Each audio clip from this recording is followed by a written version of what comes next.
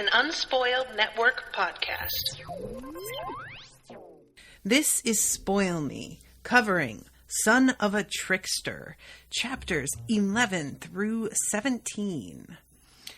In these chapters, we get a little bit more backstory on exactly what went down with David.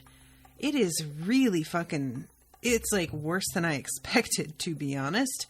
And there is a weird issue that happens like right after that, where our buddy here leaves his body for a minute. And I'm really, really curious what the hell is going on there. What's going on here, buddy? Welcome to Spoil Me.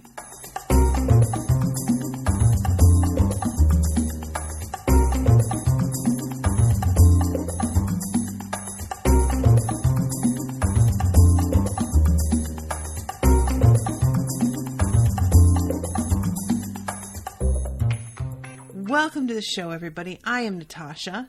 Many thanks to Robin for commissioning this episode, and apologies first off. I didn't realize that the last episode that Robin commissioned she actually specified, and you know what I'm saying? She, Robin, are you she? I just realized that Robin is an androgynous name, really, so it could go either way, and I've just been assuming that you are female, and I don't even know that for sure.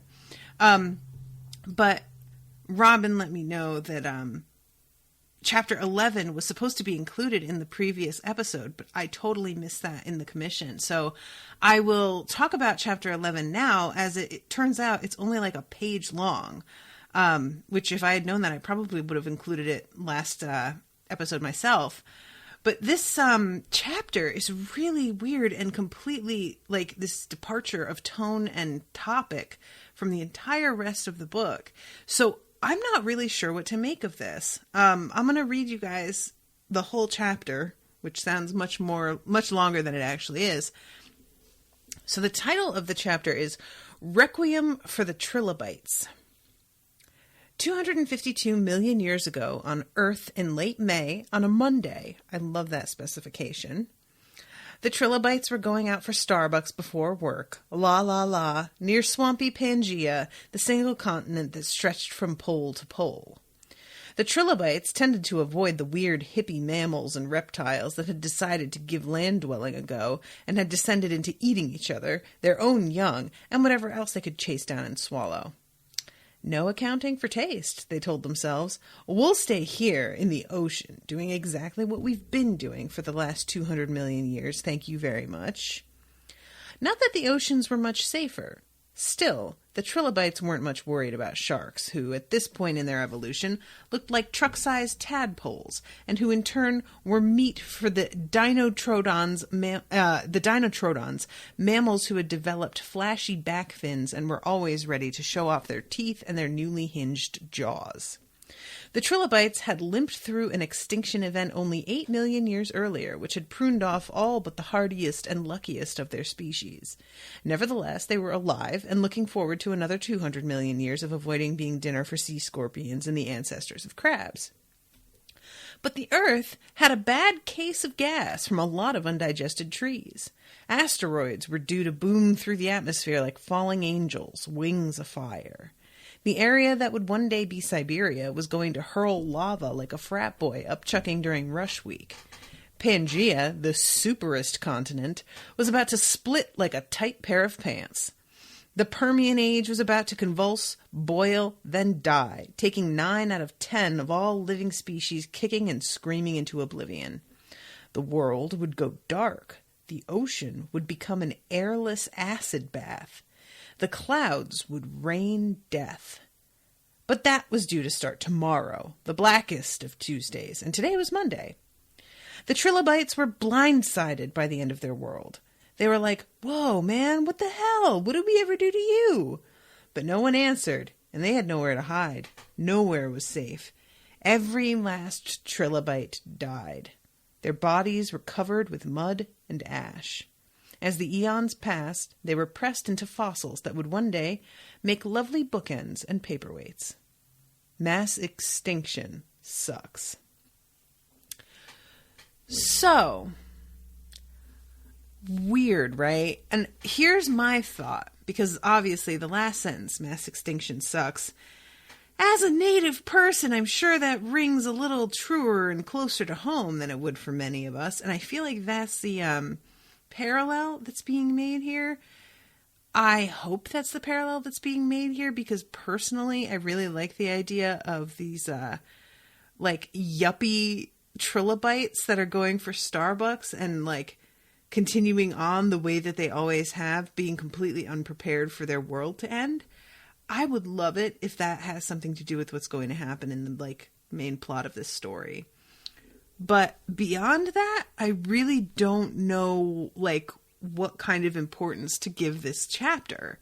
So I'm not going to dwell on it too much, but it is such a weird, I really enjoy the tone of it, that we're going to use like the proper names for certain things. And we're going to talk about things in a like borderline scientific way here and there, but we're also going to use really informal language and like analogies that are really ridiculous and the like, hey man, what did we ever do to you?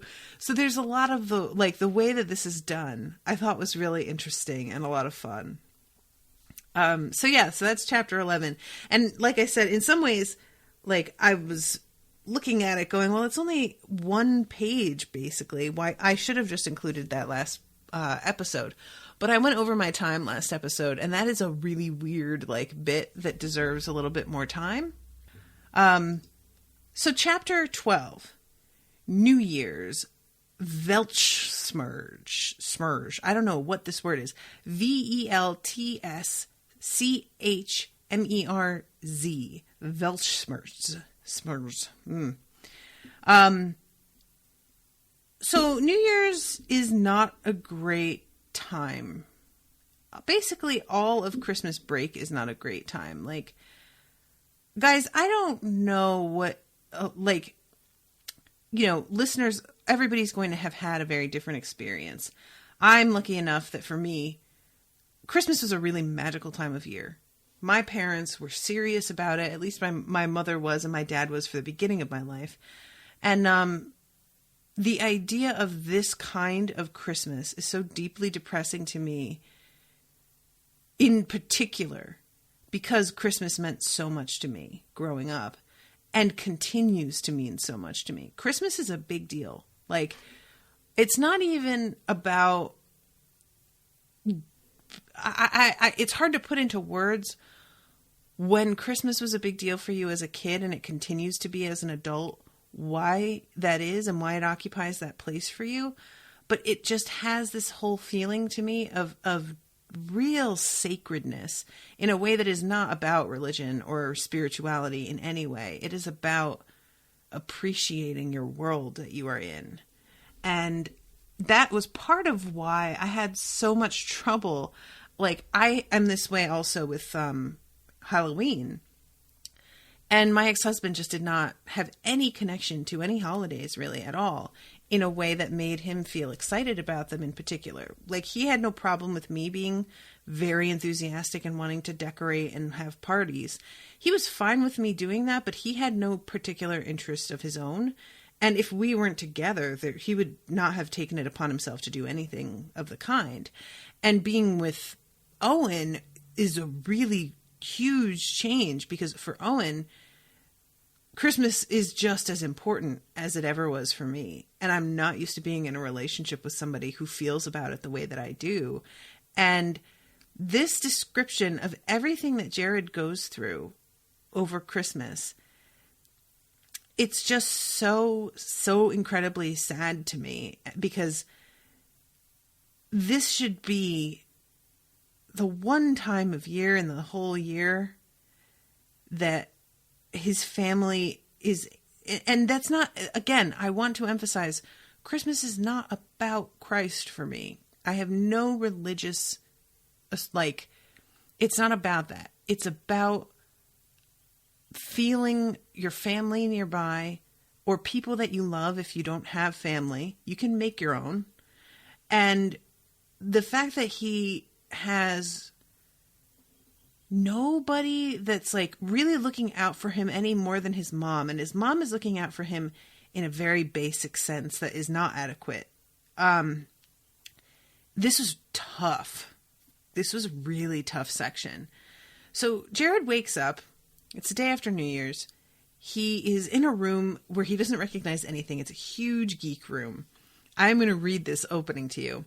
He was wearing a Battlestar Galactica Viper pilot t-shirt and matching boxer shorts. The ceiling was speckled with greenish-white stars that probably glowed in the dark. Model rockets lined the shelves. On the poster behind the TV, a guy in a dark suit with flippy hair emerged from a glowing blue phone booth. Doctor Who returns! Framed, autographed pictures of assorted actors lined the walls. He didn't recognize any of them, but they all wore costumes of a shiny spacesuit variety. The TV was playing a DVD that looked like it was set on some historical time where a bunch of ratty-haired people were watching a blonde chick eat a raw heart. The mattress squeaked like a beach ball as he got up on his elbows to check out the rest of the room. So, basically, this kid is an unspoiled listener, and I'm completely going to own that, and I do so with pride. So there. But yeah, this kid's watching Game of Thrones, and he has no idea, like, it's really interesting to me, that kind of, like, pop culture thing you would think Jared would be in on and know about, but we don't really hear a ton of, like, him watching television unless it's the news is on, or, you know, like, he's playing video games and drinking, and there's not a whole lot, like, you know, that we see of him connecting to the world in a big way.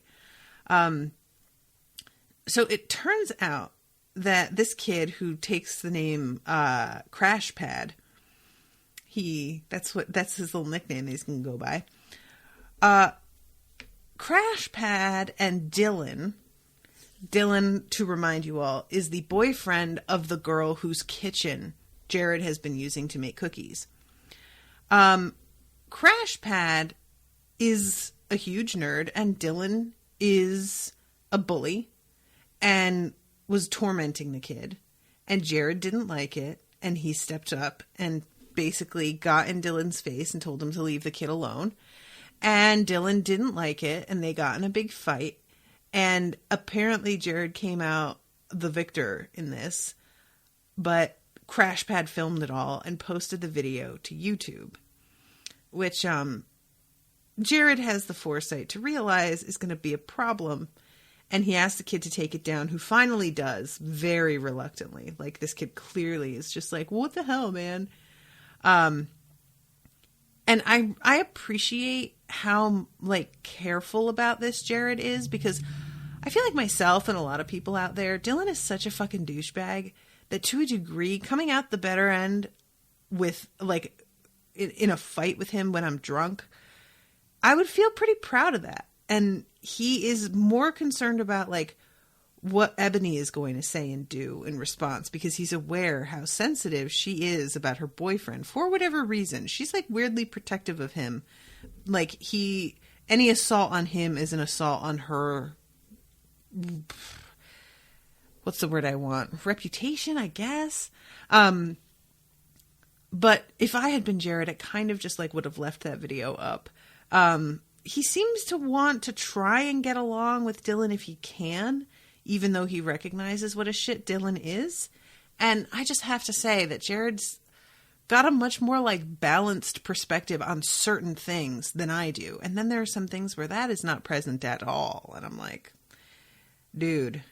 Yeah, so this fight, he obviously feels a little bad about, because he doesn't remember a single thing about it. It turns out that at the end of the fight, all these guys, like, dumped a basically entire keg of beer on him, which a lot of people were pissed about because it was wasting perfectly good beer. The kid brought him home, and his mother is, like, washing his clothes and helped wipe him down. Mom washed you with baby wipes if you were, I don't know, worried about how you got clean. And this guy is so, and I am really torn on this part that I'm about to read to you, because on the one hand, it really reads like an adult who is writing what kids today say and has no real perspective on that at all, and it feels really silly. On the other hand, I don't exactly hang out a lot with kids today, so it's certainly possible that they talk this way, and I just am not privy to it. But Yeah, he says, I put it up on YouTube, yada, yada, yada. I'm glad I could be your lesson in abstinence. Ha, George said. I'm tweeting that. George, man, chill. It's too early in the year to be tweeting. Twitter down, man. Ha, ha, ha, yeah. I'll put this on the Facebooks. Dude, seriously? Who reads this shit? Everybody. Everyone posts. No one reads. We should meme you. Meme yourself. Does that feel, put you on the Facebooks? Is that a thing kids say? That feels like a thing a 70-year-old grandma says. And this kid says, he asks, am I still on the res? Dylan's 2 houses over. Shit. His sister invited me over to help set off her fireworks. She's cool. We're all Beaver Clan. Dad's fish. Yeah? Yeah, what's your clan? Mom doesn't talk to her family. Clan fight? General aggro. It happens. My aunt wanted Ma'u's house when she died and hasn't talked to Mom since she got it. Who's Ma'u? My gran. My aunt has her own house, but she wants her daughter to move out of her house and there's no place in town or terrace because all the out-of-towners renting everything. So yeah, that's an interesting little like side bit about like the family drama and the different tribes and whatnot. Clans.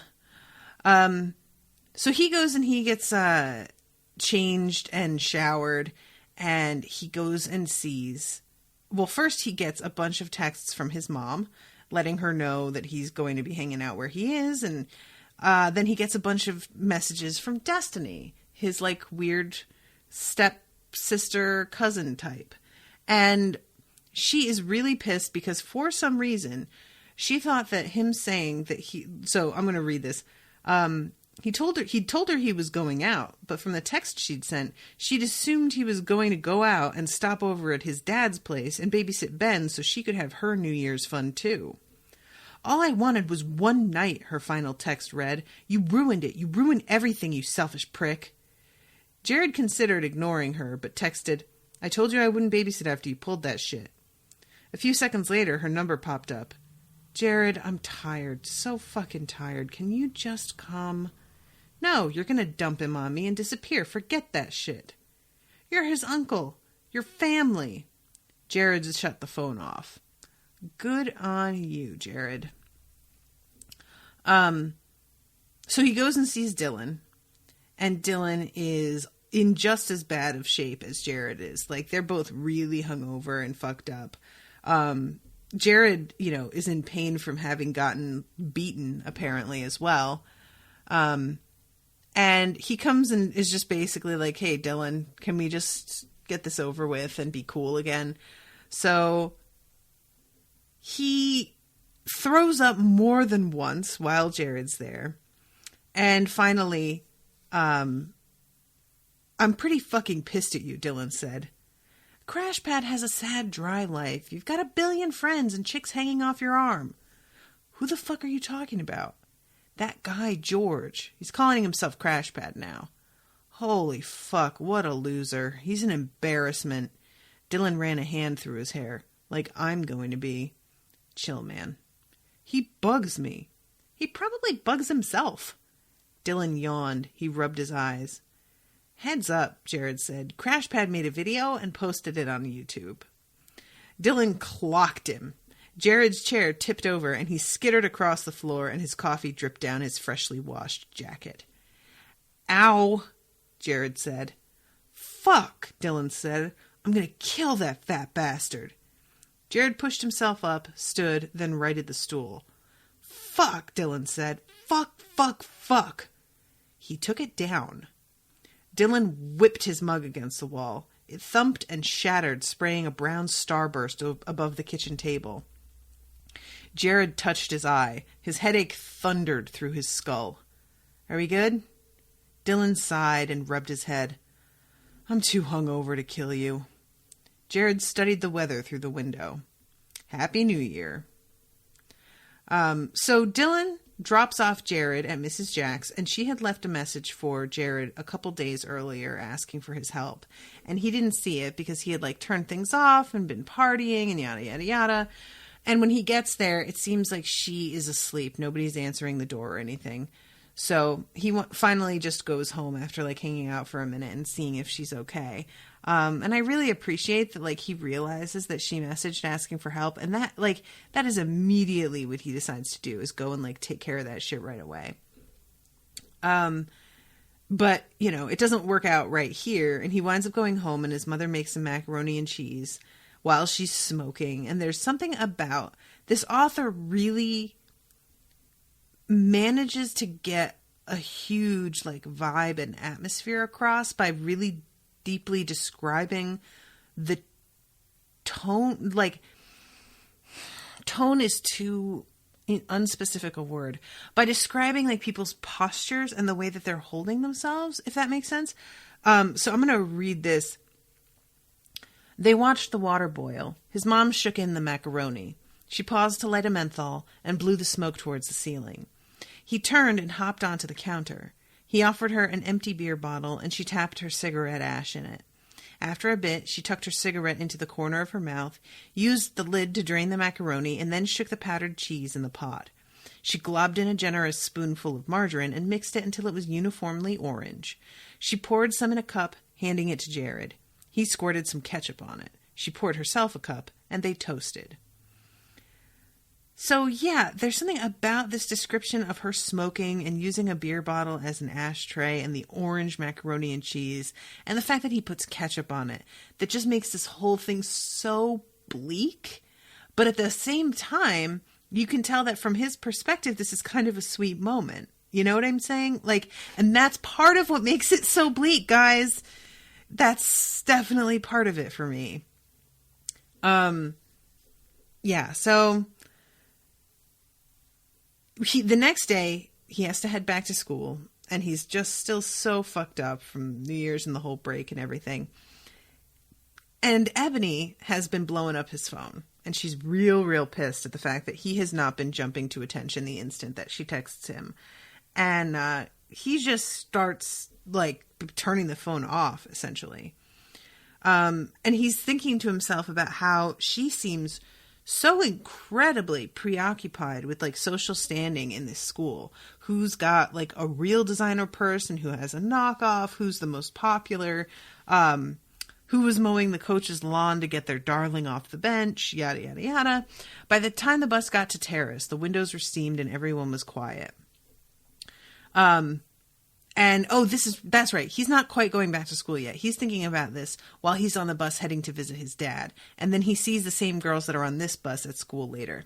So I'm jumping ahead a little bit. His dad, guys, talk about bleak. This is a really rough one. So, last episode, I was talking about how I didn't really have a handle on his dad or like how exactly things went down with them. And so it was hard for me to get a feel for like, if I was glad. Basically what I was trying to decide was how glad I was that Jared wound up with his dad or with his mom versus his dad. And whether I thought that that was like what was best for him, or if it would have been different for him if things had been handled a different way.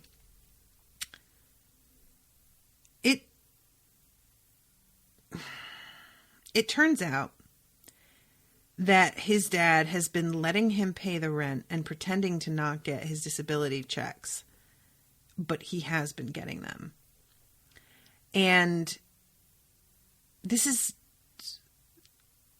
I'm in a few different Facebook groups in which people have gone through something similar to this, and it will never, ever, ever cease to amaze me that people are this willing to rip somebody else off. And the key here is that this is his son paying his rent, his teen son.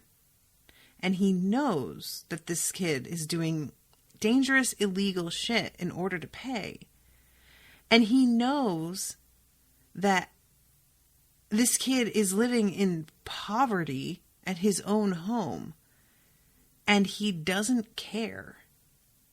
He doesn't give a shit. And he's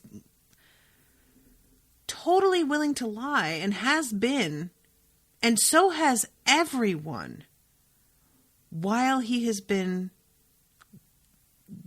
like basically taking a beating and getting rolled in order to pay his father's rent. And I just can't, you guys. Like, I have a friend who, just in the same vein of somebody being like really willing to take advantage of a person, her friend got kicked out of her house and told her this like huge sob story about how she had nowhere to go and needed somewhere to stay. And the friend let her move in and, you know, said that, you know, you have somewhere to stay for like a month or two until you get your feet under you and can figure out what you want to do. And this girl moved in and got a job and was saving all this money. And the friend thought she was saving it to move out. And she wound up going on a vacation to Europe and spending her savings on that. And it became really clear that she expected that she was the roommate now, even though the whole arrangement was under the understanding that she was doing this as an in-between before she got her own place or found another roommate or whatever. And once my friend finally like lost her temper and was like, you need to get out. This is my home. I let you have some time. I let you have more time than we agreed to. This other person then started to play a weird victim card where she then presented it as if, oh, well, you're acting really upset and like, is everything okay with you? I just don't understand why you're this agitated about it. And tried to turn it around like it was my friend acting crazy and that she was so concerned. And the kind of betrayal that you feel when you're really trying to help somebody and you find out not only do they not appreciate your help, but they might not even need your help and they're taking it anyway. And they know that you are barely getting by and that is of no concern to them at all. Guys, that is just some shit that I cannot understand. I have such a hard time taking help in the best of times. People donated for me to get a new computer. And I can't tell you what a hard time I have had with feeling like I don't deserve their help. And everyone assures me that I deserve it and you work a lot and you do a little. It doesn't matter what anyone says. I don't feel it. And the idea of taking their help when I could have afforded to get a computer myself is even more insane. There's no way I would have done. I wouldn't even consider, like, no. And this is so fucking awful to read where his son starts to figure it out. And I'm just going to read this little section. The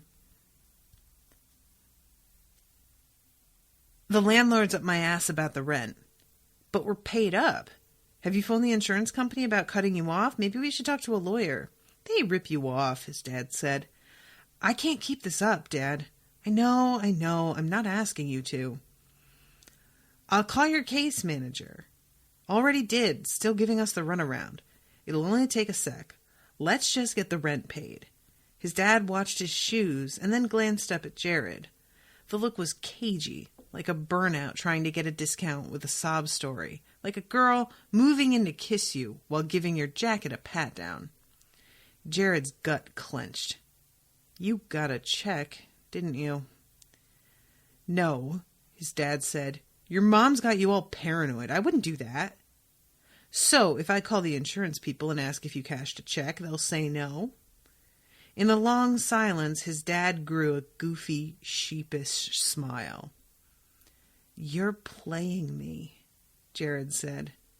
I'm going to pay you back, his dad said. Every single penny you gave me is coming back at you, son, with interest.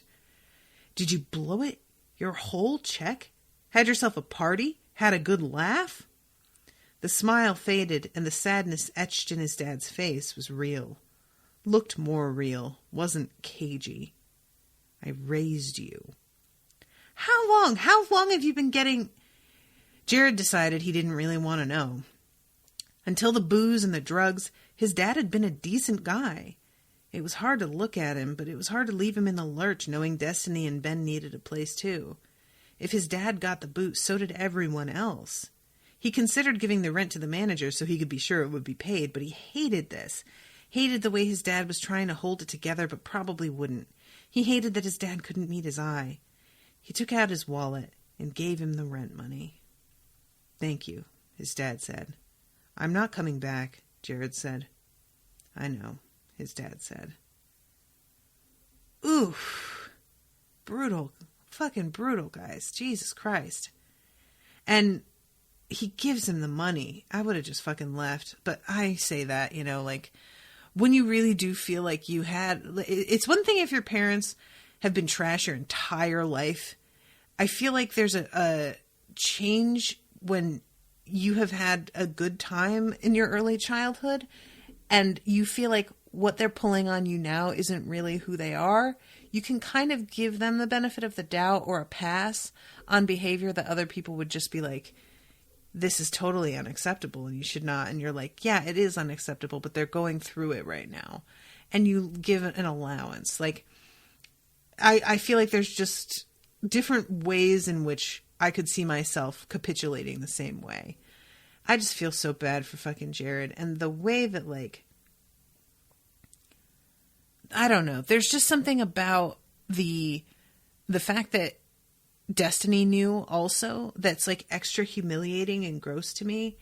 And then the fact that, you know, his father is like, oh, I would never do that. Your mom's got you paranoid. Like, trying to turn it around into a conspiracy against him. I just have no tolerance for that kind of shit. And it just makes me so fucking enraged that he is this young kid doing his best when he shouldn't be expected to, and is just... And for me, the worst part is his father saying, I raised you. Bitch, what? So? Honestly, no, you didn't. You bailed, apparently, because he has these fucking horrific experiences with new boyfriends and shit. So, no. And secondly, you want a fucking cookie?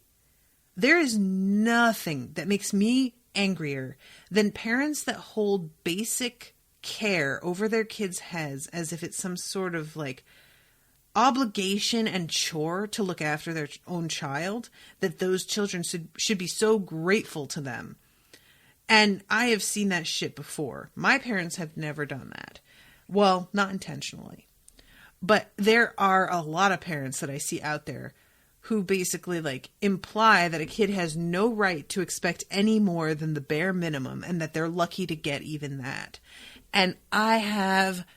like, the reaction that I have to that is so violent that when I see that sort of shit, I will just, like, unfriend a person or unfollow. Like, I'm not treating that shit like a joke. And I'm sure at times it's meant to be a joke, but there's certain things that I don't feel like you should joke about, and acting like raising your kids is something that they should be eternally grateful for.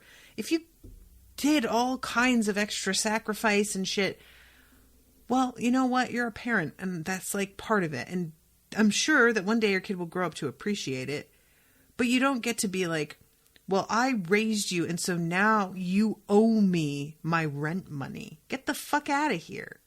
Ugh. And he knows he's being full of shit when he says it, too. Like, you can tell, you know? At least he's got some fucking shame, at the very least, but... So he goes and eats and gets a text from his mom who's asking if he's going to be home tonight, and says that she loves his guts.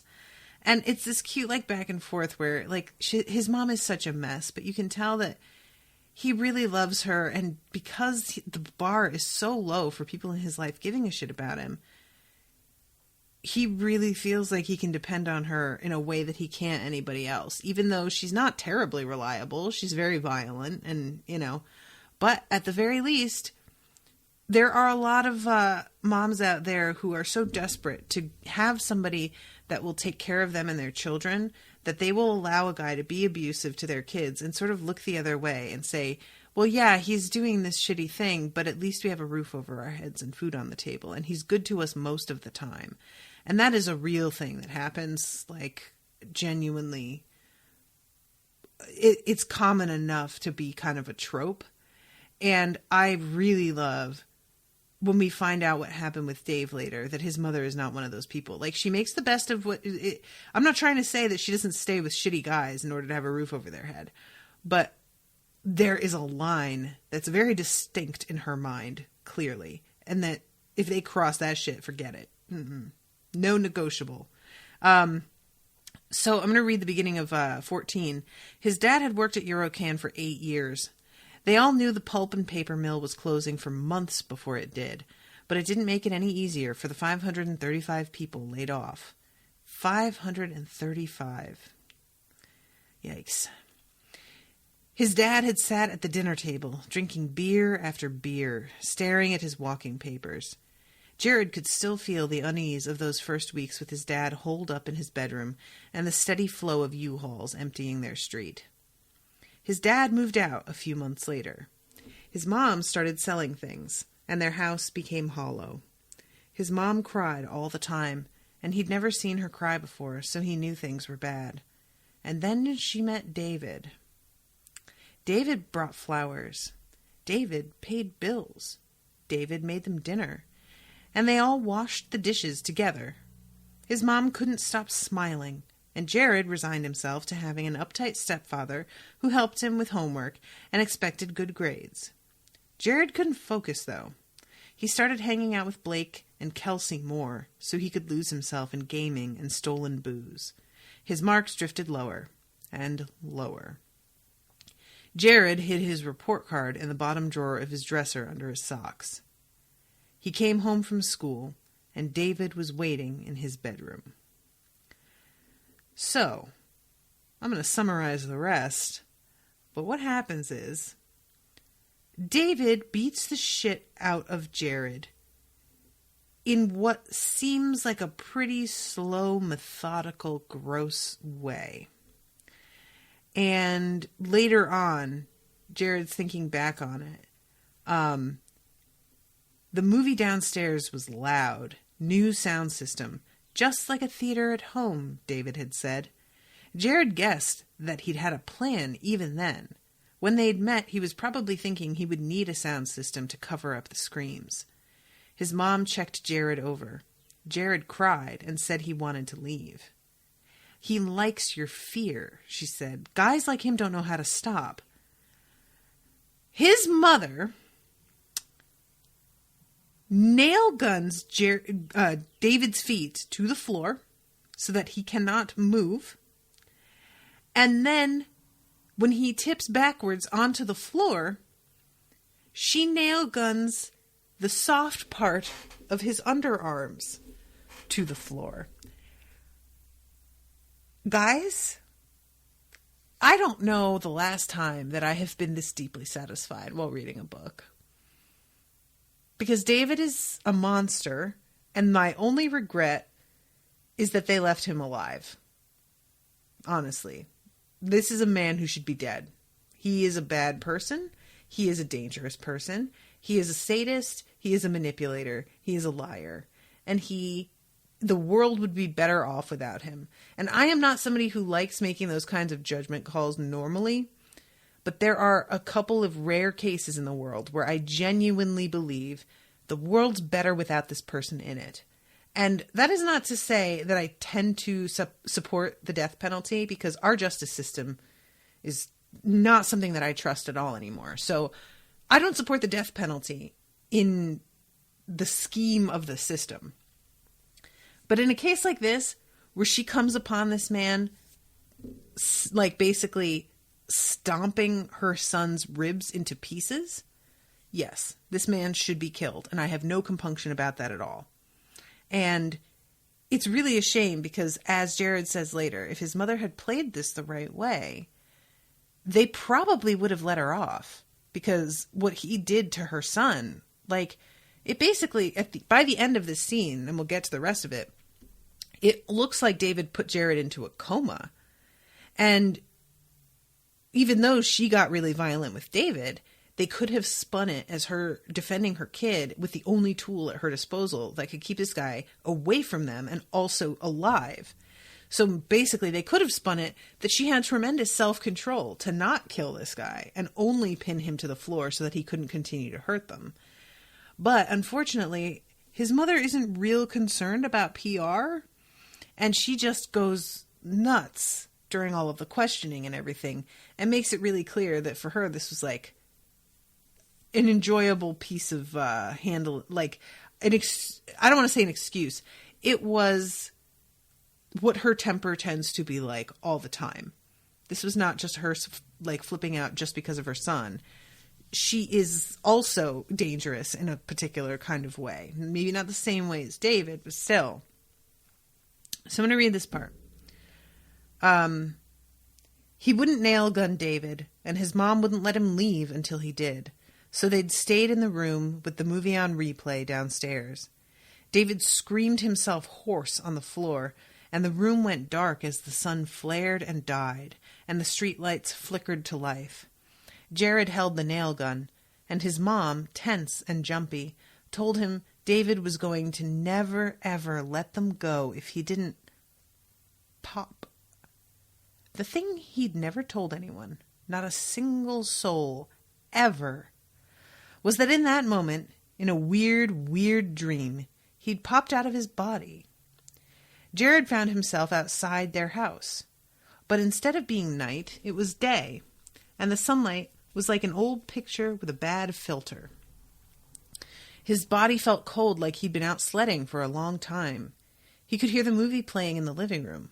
Underneath it, he could hear David still screaming his name. Jared saw a glow surrounding the Jax's house. He walked carefully toward it as the landscape guttered and shifted. His hand went through the doorknob, and he wondered if he was dead, if his heartbeat had stopped, because he couldn't hear it, and he felt bad that he'd left his mother. He wondered if he could go through walls like Casper the Friendly Ghost, and he tried, and the door burned as he went through it, a little zap, like static electricity.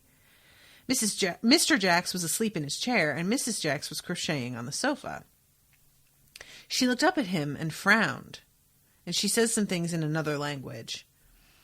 In this dream, he understood she was asking his name. Lost light, here, Jared. Jared, she said. Where do you live? House next. Bad man, hurt. She sighed. She put her crocheting down. Pop. While her body stayed on the sofa, a glowing shape of her lifted up and came to stand beside him. She held out her hand. He took it, and they walked outside. She sang a song he didn't understand, but he knew it was a lullaby, and his footprints lit up and glowed behind them as they walked back to their house. An ambulance had parked in their driveway. His mother cried and kept saying his name, and he saw himself on the stretcher, his eyes frozen, his face frozen, his eyes blank, and Mrs. Jax lifted him up and put him back in his body. And that's the end of that chapter. So that's pretty wild, like an out-of-body sort of astral plane kind of moment. And this is one of those things that, like, I have a really weird relationship with, because I believe in past lives. I believe on leaving your body and traveling. I do. But when most people bring it up, I think they're full of shit. It's the kind of thing that I'm like, no, I believe that's real. I don't think you experienced it, but I definitely think it's real. And I don't really know why I am like that, where I just don't believe people telling me. But I think it's like, when people share that sort of thing with you, it tends to be somebody who seems to want to think themselves like somehow spiritually advanced. And I don't have a lot of tolerance for that sort of thing that is like self-important, if that makes sense. So yeah, this scene is just so strange because, like, it's like he left his body because he wanted so badly to be able to leave, and he wasn't being allowed to leave. And the light that he saw, it's like the ability that he has, like Mrs. Jax's house signaled to him that there was somebody here who could do what he is now doing, to like, and that he knew to go to her for help. And I'm just really, really curious what that is all about. And like, is that going to happen again? Is there going to be another situation where he just wants to be somewhere else so badly? And I also wonder if he had gone ahead and nail gunned David like his mother wanted him to, would that have worked? I'm not sure how I feel about her hypothesis that, like, he'll never leave us alone unless you, like, handle this. I in some ways feel like she might be right. And in some ways, I also think she's a pretty violent person, and maybe she just wants to inflict violence and has found a way to rationalize that as being necessary in her head. But it doesn't matter in any case because he didn't. But yeah, that's just, that whole scene was so crazy. And I just, I knew that he wasn't going to get killed, but the way that he says he had planned it the whole time, I can't tell if he thinks that David was planning to continue on with abusing him. If he was going to make that a recurring thing, or if he thought that David had set the whole thing up in order to kill him in the end. Because it feels like that's a bad plan, to kill the kid that you're basically living with now. Everybody's going to know it was you, and did you hope to get away with that? But when it comes to murder and somebody who gets off on power and who is a sadist, I don't know how much logic actually factors into that. And if he intended it to be a repeating thing, it seems like he very much underestimated what Jared's mother's reaction was going to be. Because there's no way he does it once and gets away with it and does it again. No. Even if he hadn't caught him in the act, she would have known it was him. Come on. So I have a lot of questions about what everybody all intended in this moment. So we go back a little bit as well to in chapter 15, we have this moment of being at his mom's and her finally kicking out some of the kids that are underage who are drinking, that he's not really particularly friends with. She'll leave his friends alone, but everybody else, there's this kid Alex, the goth kid that was really unsubtle about the cookies earlier, and he winds up getting kicked out. And this whole section, Jared is either drunk, hungover, or about to start drinking again. He is, I'm going to read this. He decorated his fake Christmas tree with assorted beer cans hanging by their tabs, and the tree glittered and stank in the corner, an empty vodka bottle serving as an angel at the top, random wings from someone's kid sister's fairy Barbie duct taped to the back. Fairy Barbie was naked and hugging a bottle of mini bar-sized Baileys. Some smartass had added a wad of white granny panties to the tree. Yo, this is such a depressing fucking, guys, I can't, bleak, baby, fuck's sake. So he's in the middle of doing this, getting rid of some of this junk, throwing that tree out, and Destiny shows up. And Destiny, talk about underestimating Jared's mother. She does not seem to understand just how much his mother hates her by association. Destiny is the daughter of the woman her husband dumped her for. Of course she hates her. It's not fair, but there it is. And Destiny is here. And she's basically trying to get a new dad for her child in a really obvious way. And she's doing, and what's so frustrating here is that it's so understandable. And it's not even that she's choosing poor, this is a kid who is very capable, even though he's obviously an alcoholic and a drug addict. He's still managing to get by, which is more than most people do. And her zeroing in on him as somebody who could provide and help care for this child is so, so understandable. But it's also super duper unfair. And I don't doubt that she would take advantage of him in the end, because everybody seems to do that. So I feel it would start off with her being well, I just want somebody to help me. And then she would probably run off, and I mean run off permanently. I would not be surprised by that. She doesn't seem to have a connection to her child, really. She resents him too much. So she makes a couple passes at him, and he sort of hates himself because he's I have to admit to myself that even though she's my stepsister, I really do kind of want to bang her.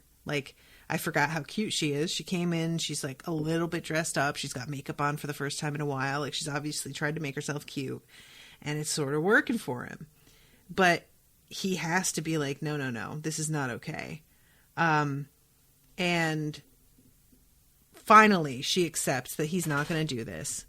And she confesses to him what's going on with this dude. This is so rough, guys. It turns out that this guy that she fucked, the father, is married. He told her that him and his wife were divorced, but they are not. She called him. She found his number because apparently he gave her like a fake number or a cell number, and he was like not answering anymore.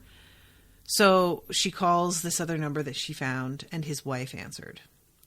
And she says he doesn't want to do the paternity test, called me a lying slut. His wife is so mad. He's married and he has a house in Prince George. They just had a baby too. I got his real home number from his coworker. His wife answered. He said he's divorced, but he's not. I'm so stupid. I'm so fucking stupid. That is the worst. Yo, there is nothing quite like the moment where you realize that somebody has been feeding you a line. And looking back in retrospect, it's so obvious that's what was happening. And you like even wonder if there wasn't a part of you that knew at the time. That's the other thing that can be really tough is like, did I deceive myself into believing this? Was it purely them lying to me and me just being a complete pushover? Or was I participating in like my own deception by ignoring the red flags and little clues and gut instincts that I was having at the time? Because that definitely is a thing that can happen. And I just feel for this girl so much. Like, she's so infuriating, but also it's such a shitty situation, you know? And this guy has just totally bailed. He's calling her a slut, but he doesn't want to take the paternity test. How interesting. Like, honestly, if I were him, or if I were her, I would use that number to figure out where he lived, and I would fucking camp out on their front lawn. And it sucks for his wife, for sure, but it's still like he needs to deal with the consequences of what he did, period. And his wife is just going to have to deal with the fact that the guy that she's married to is somebody who would do this, because that's facts, baby. And I feel so bad for Destiny. Like, I hate the fact that she's like trying to use Jared, but I also understand that there comes a point where you feel like you have to be sort of mercenary about things in order to like get by, you know? Everything is terrible. And I love that Jared consciously tries to think of something like to say to make her feel better. And all he can think of is like Oprah doing something one time. And so he's like, when one door closes, another opens, which is just so amazingly trite. And finally, he gets it like clear to her that they're not going to fuck, and he gives her his bed. So then we go to chapter 16. Jared spent the morning trying to scrub the last few days from his basement suite. Destiny had left a smiley face note thanking him for letting her crash. He had a fuzzy memory about almost making out with her, which made him anxious. He bagged and dragged his Christmas tree to the curb. Holidays, he thought. Once he got a job, he was going to spend them on sunny, drama-less beaches. That would be nice, right? Meanwhile, he still gets the texts from Ebony, who's just like incessantly, she's getting really, really mad and resents the fact that he is ignoring her because obviously she thinks she's kind of queen of the universe here. So he is about to head to the store, and he stops by Mrs. Jax's to see if she's awake and what's going on. And this girl is here. It turns out that she is Mrs. Jax's granddaughter. I don't know if we actually get a name here. Yeah, we hear Mrs. Jax yelling Sarah from inside. So she doesn't like introduce herself. We just hear that secondhand. And she's really pretty. Pretty in a kind of unique, arresting way that's like she's almost a little strange looking. And Jared finds himself sort of like wishing that he had cleaned up a little bit better before he comes over. And what I find so interesting is that it jumps right from there to him waking up with this girl. So there's no like period of like, oh, I'm kind of crushing on you, or oh, you're getting my attention and I'm interested, but blah, blah, blah. They have sex right away, and he like doesn't even really remember it. And when he wakes up, she is completely like taking this as like a matter of course and not caught up in like, you know, well, what does this mean? The kind of typical like stereotypical oh, girls can't handle casual sex sort of things, and is just looking through his MP3 player and like making fun of some of his musical choices. And he, of course, again, is really hungover and is vomiting. And she basically is like, all right, you know what? I'm just going to leave you here to vomit. I'm going to go. And she takes off. And she offers for him to come over later on and have dinner with her and Gran. And he does. And the way that, like, the homeliness of that moment of him eating with her and Mrs. Jax is sort of like adorable. And this girl, it turns out, is a bit of like an activist and a revolutionary. So she's like talking about how Mrs. Jax is like adhering to the dominant culture's values, and that she needs to decolonize her mind and all of this stuff, which like really, it does sound so silly, but I agree with all of it. Like, it's the kind of thing that I'm like, it's cliche because it's true. And she's also sort of like weirdly, I think, shaking Jared out of his funk a little bit because he seems so hopeless. And I think that there is an idealism to the way that she is handling everything that is going to start to leak into his life a little bit. Jared began the second half of grade 10, hugging a thermos of coffee as his mom drove him to school. He felt wrecked, raw. He needed a vacation from his Christmas vacation. So he goes in, and everybody's yelling "Cookie Dude" at him and being weird. And he doesn't know what the fuck is going on. And finally, this kid Crashpad comes up to him and says, someone put up a video of you. It's called Cookie Dude Dumbass. And he says that it's like a whole bunch of camera phones videos spliced together. Everyone else's faces are blurred. It's you, you know. Is there nudity? You're falling off shit, throwing up on a trampoline, failing at water skiing, you know, dumb shit. Jared shrugged. Hey, as long as I'm not boning a pie or some weird shit, you know, fuck it. It's okay, I'm not running for prime minister, right?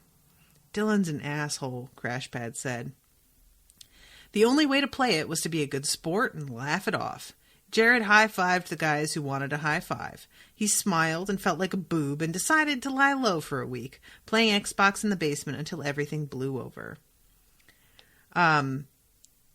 Dylan and Ebbs, his shortened version of Ebony, were hanging out near the cafeteria, and Jared didn't have it in him to deal with them.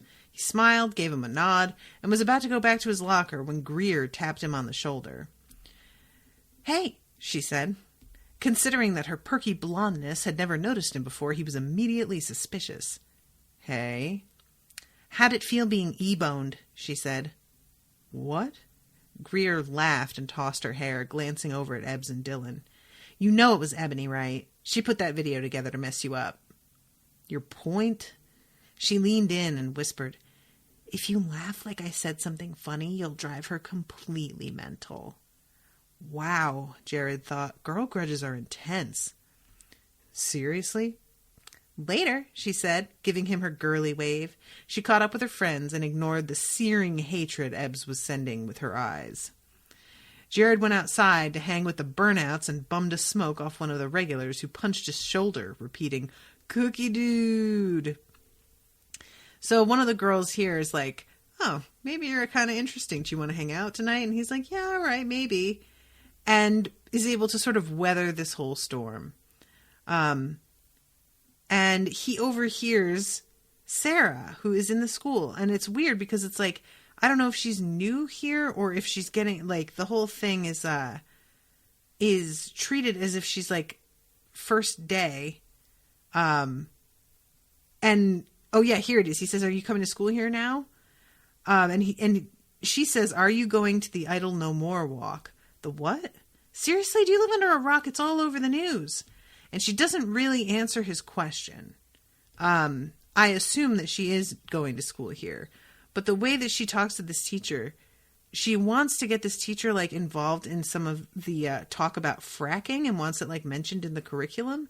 And this teacher is handling her in a way that makes me feel like the teacher knows her a little. Or maybe she just feels like she knows her because Sarah's been chewing her ear off. But yeah, this is a really interesting, like, I guess Sarah is moving in with Mrs. Jacks, like, and gonna stay for a while. But she doesn't really want to be here. Like, this is pretty hard for her. And Mr. Jacks, like, deteriorating the way he is. Mrs. Jacks has had to put him in what they're calling a respite, which I had never heard that term before, but is essentially like kind of a retirement home or nursing home sort of deal because he's not doing very well. And Mrs. Jacks just can't manage to take care of him and herself. And it's really, like, kind of sad that she feels so guilty about putting him in there, but she couldn't do anything for him herself. You know, like, getting older just seems really tough. I feel really bad for people who have to make these kinds of choices. So she comes over, he gets some, like, takeout, and they're eating and they're hanging out, and he's really, like, pleasantly surprised at how what's the word I want? How low pressure it is to hang out with her.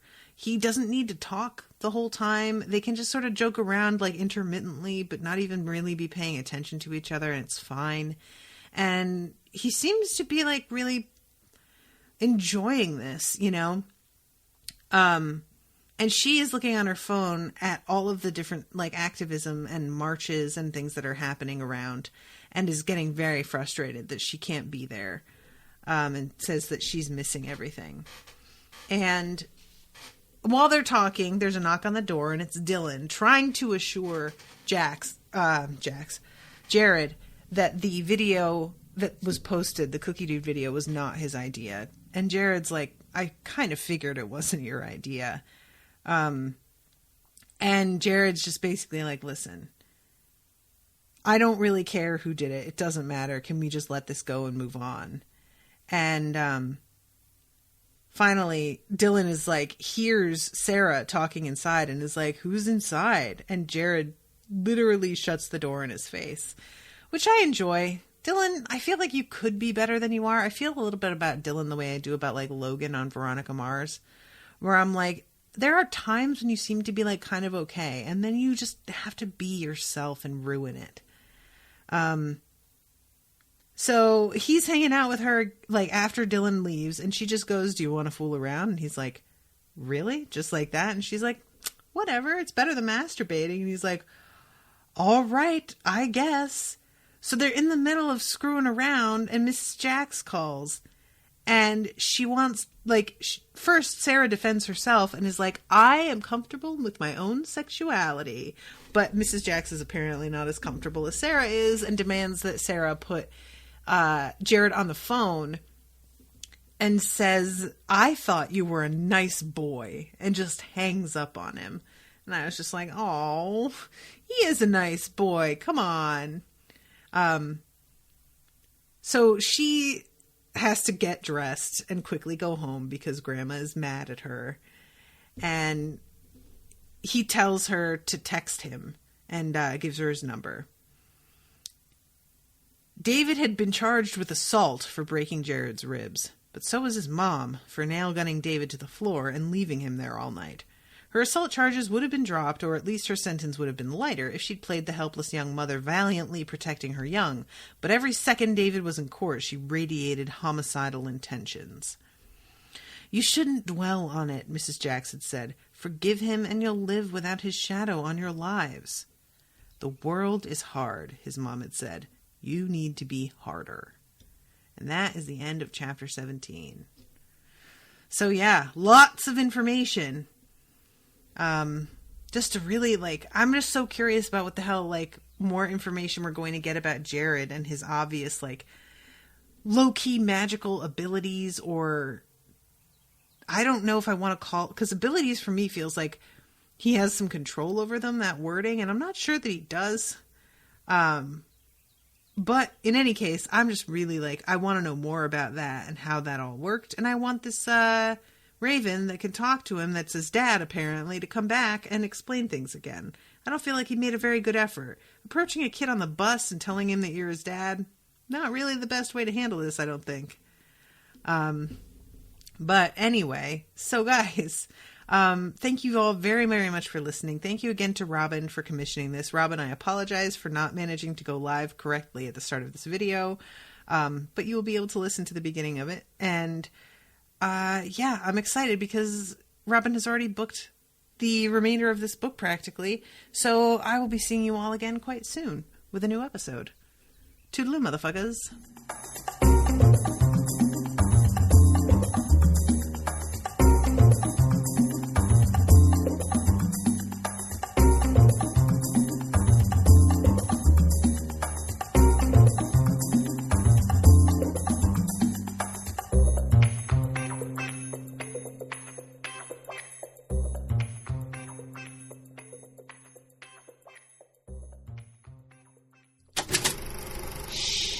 That was an Unspoiled Network podcast.